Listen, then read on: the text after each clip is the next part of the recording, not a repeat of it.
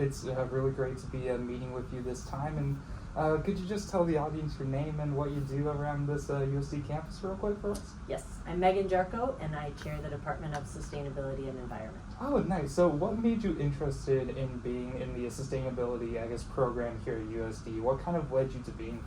So I was the first human that they hired to sort of coordinate and do the sustainability program. So I started in 2012 when we had the undergraduate major and minor had been approved, and so they were looking to hire someone with a PhD in sustainability, and my PhD is in sustainable agriculture, and I'm sort of from the region, so for me it was a great fit. No, okay, I gotcha.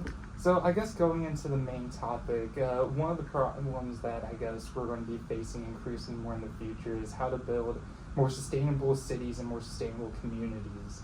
Right now, the way that the United States kind of builds their cities right now, at least in my view, does not seem to be super sustainable, especially with suburbs that take up a lot of space and a lot of resources.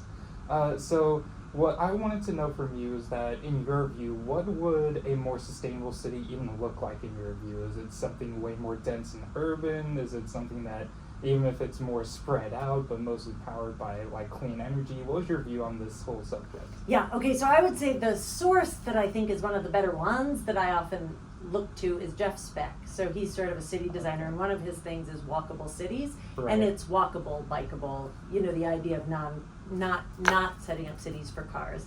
And so in some of those, actually, Vermilion is great. We're relatively small. We have relatively low traffic. It would be easy enough to bike and walk around.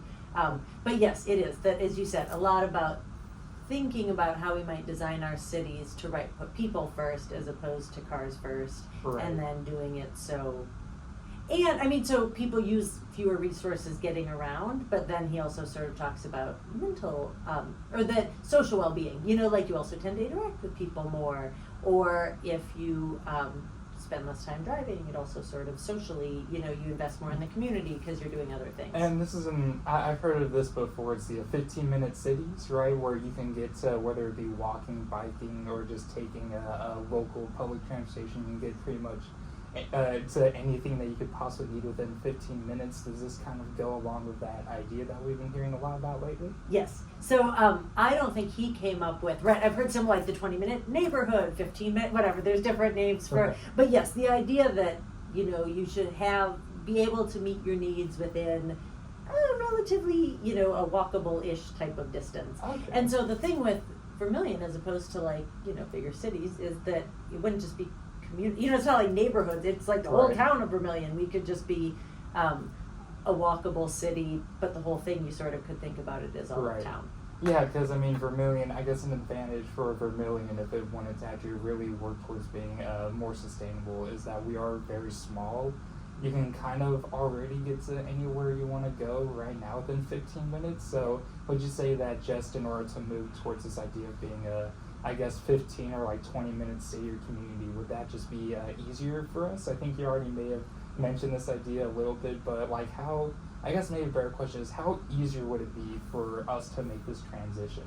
Well, one, I think it would be really easy. So a couple of the things we would need to do is sort of give dedicated space for walkers and bikers. And we have reasonably good dedicated space for walkers, the sidewalk, but not everywhere. The sidewalk sort of ends various places, and notably when you're going to Walmart and Hy-Vee, so our two main stores that people buy things from, there's not continuous sidewalks to them. So that part, that have to be fixed. But the bikeable stuff, we tend to have really wide roads, and that just encourages people to drive fast. And so one of the things that Jeff Speck talks about is you should go on a road diet, but things you can make roads narrower, and it would be so easy for us. We could just do it with painting, stripes, and then have dedicated bike lanes. And so you could, because it's more dangerous for bikes when the cars and bikes are sharing space. Right. And so our roads, I think most places are big enough that you could give dedicated bike lanes, and then it would be much safer for biking. And one of the things he talks about is in towns our size with the relatively low amount of traffic, we don't need turning lanes. And so he would advocate you get rid of the turning lane, and then you wouldn't put the bike lane in the middle, but you could have a full, so I think really almost all across town with almost no new infrastructure building, we could have dedicated bike lanes that go through a whole bunch of towns. So just to, I guess, reemphasize, right? So you're saying that we need to narrow our roads just to allow more room for bicyclists, and that we could do like all this stuff, like, you know, creating the bicycle lanes, maybe bringing sidewalks over to places that don't really have access to them, like Walmart, or I think there's now like a Dollar General and stuff like that. I get the area that you're talking about, right? So, and doing all this stuff, we could actually do it pretty easily and pretty quickly with minimal, I guess, financial or raw material kind of resources needed. Right. Yes. Okay. No, I get you, and I actually completely agree with that. I'm like a huge advocate of 15-minute cities and kind of making everything more walkable.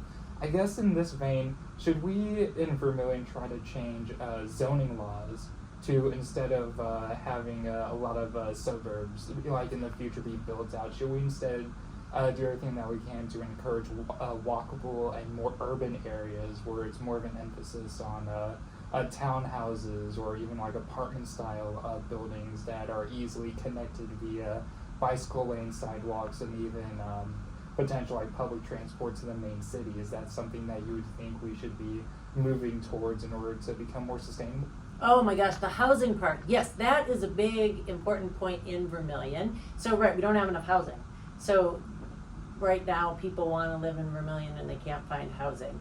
And in new developments, they've proposed to allow multi-unit housing, you know, so the duplexes, the apartments. And there is a lot of resistance and belief from residents of single-family houses that it would be bad to have and this is not uncommon to a lot of places. People with single-family houses want to only have single-family houses, and there's beliefs that are sort of maybe not fair about people who would live in apartments and sort of multifamily units. And so like in Bliss Point, which is a new development in town, it's mostly single-family houses. And the thought of when that was developed was that it was going to be affordable housing. Well, building new houses is not affordable. So they're not affordable. And then the idea was they were going to have more multifamily units, and the people there didn't want them. So it is a real challenge in that people don't want multi-unit housing, but I think we need to, just have policies that make them do it. Yeah, and that's kind of like you said, like that's kind of the main roadblock. It's not really the money or like the resources that's preventing us from moving in a better direction, but more the public, or I guess people in single-family homes just don't want it. I believe there's kind of a group that's called like Not My Backyard. Yes, NIMBYs. Yes, NIMBYs, there's a lot of NIMBYism with the idea that you would integrate, having different forms of housing, even having like the mixed use housing, you know, so you would have a business in the main floor and people live on the upper floor. Yes, I love and that. And you can see that the Heights, though, they tried to do that, and there's no business on the main floor. So I don't know why there's no business on the main floor, but you could tell that was their intention of having housing and then a business. By the Heights, is that, I'm new to the Okay, the Heights, is an apartment that they built, it's like across from the Dome. So it's a new apartment that they built, and the main level is open, and the idea, I think, was that you were going to put a business there. Well, there's never been a business there. But like that is all, or how we have downtown, where there's businesses and then apartments above them. Right. That stuff, the mixed use housing is all wonderful. Now, would we, I guess, let's see. One of the things that maybe should we try and do even stuff like the main downtown, where it's all like very dense and close together, and maybe I believe there's a lot of, I guess, kind of open space around that area. Just maybe when you're heading more down towards, I guess there's a river area, maybe try and buy land off of that and try and develop all of that into very, like, just basically copy and pasting the downtown area. Would that even be better, or do you think it's more just kind of we just kind of keep on trying to make just zone places out for the apartment buildings that have businesses on the floor? What's your kind of take on this idea? Well, I mean, Vermilion's one challenging thing about lower Vermilion, so the Vermilion below the bluff, is the Vermilion River floods. And so, I'm going to say they have some development there. It didn't flood this year with the massive flood, so only part of it did. But in general, I'd say, let's not focus our development below the bluff. But Right, the extent to which we can have smaller lots, houses closer together. I mean, Vermilion does have one, I think, this might be a big fat lie, but like we have a bicycle master plan. So we're one of the few cities in South Dakota that has a bicycle master plan. Vermilion has, and I think most towns do, have a joint jurisdictions, but like when they think about zoning, there's the city zoning, and then there's like a ring around town that is not quite country, but not quite city, and it's sort of, they coordinate so that you have planned growth. Right. So, most people want Vermilion, and so definitely the infilling like you described. I mean, where there's empty lots and stuff, definitely do the infilling, definitely try not to have massive lots within town, Yeah, try to have the that mixed just, use, try to have the multifamily housing. And then, I mean, we are pretty small as a town, you know, so if it grows, then I think being really thoughtful about, like, what is it? Some towns have smart growth boundaries, but, you know, like doing the planning where you're saying the things that are not in the city now, being thoughtful about how those are developed, because recognizing that they'll probably be in the city at some point too. Right. So now, the last kind of bit that I want to talk to you on, just maybe trying to get Vermilion to be more sustainable, is kind of like how we get our energy. Do you know by any chance how Vermilion gets its energy right now? Like, I know we're probably connected to the kind of a, I guess, wider statewide grid. Are we mostly getting our energy from fossil fuels, or are we kind of getting a lot more of our energy from solar or wind? Like, kind of how are we currently getting our energy right now? Okay, I think I do know this. So there's mesos, which are, I don't know what, anyway, there's like the provider who you get your energy from. Mm-hmm. They buy from a larger unit that are sort of like regional, and then the mesos are arranged. There's sort of 3 grids in the United States, an Eastern grid, a Western grid, and Texas. Right. And so we're a little bit interesting in that we're at the intersection of multiple mesos, and so it is one where the city gets most of its energy from North Dakota coal, I think.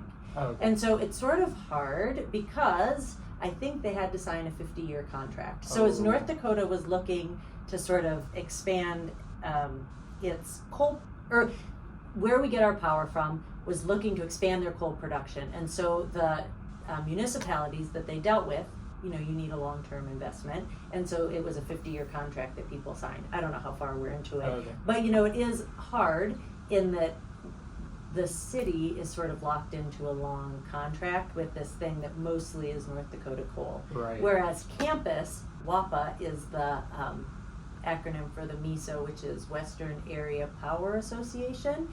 And most of their power, I think, comes from the dam. So the Missouri River, the dam on Lewis and Clark Lake, is hydroelectric. And so most of campus's power comes from the dam, which is renewable energy. And then, of course, all of them would add in some solar, well, not a ton of solar around here, some wind, and other things. But, right, it's a little unfortunate. It's nice that campus is mostly renewable energy. Right. It's a little unfortunate that The town rest is of sort it of is. locked into something else. So I guess whenever we're done with this guy's 50-year contract with North Dakota Coal, should we then switch to what the USD campus is using? That you said it was WAPA. the West WAPA, you know, type of I guess energy provider. Should I we don't- just switch over to Well, them? I don't know the politics of how you, I don't know how campus ended up on a whole different sort of system than the rest of the community. And actually, I live in the country, and